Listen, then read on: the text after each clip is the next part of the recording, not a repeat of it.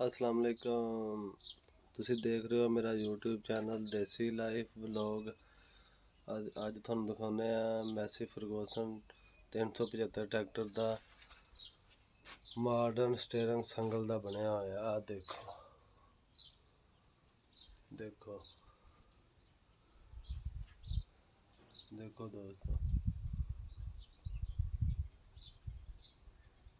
देखो स्टीयरिंग, देखो इसकी फाइनल लुक देखो। ये असी खुद डिजाइन किया जी। मैं देखो देखो जी, देखो जी,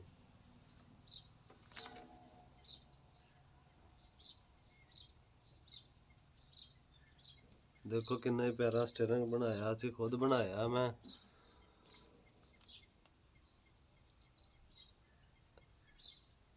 देख सकते हो जड़ियाँ विचाले सपोर्टा लाइया असी वो भी संगल दियाँ वा, और ये बहुत ही मुलायम आ।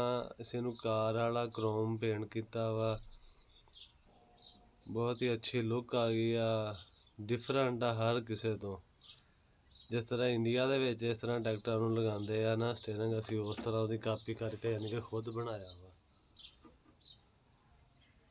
उम्मीद आ तुहानू सारे दोस्तों नूं साडी वीडियो पसंद आई होएगी, तो साडे चैनल नूं सबसक्राइब जरूर करना वा।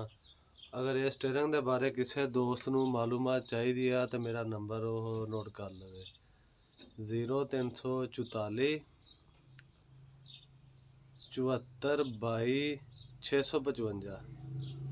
नंबर एक दफ़ा फिर सुन लो 0344 74 22 655। तो साडे चैनल नूं जरूर सबसक्राइब करना, तो वीडियो नूं लाइक भी करना। अल्लाह हाफिज़, अपना सारा ख्याल रखना।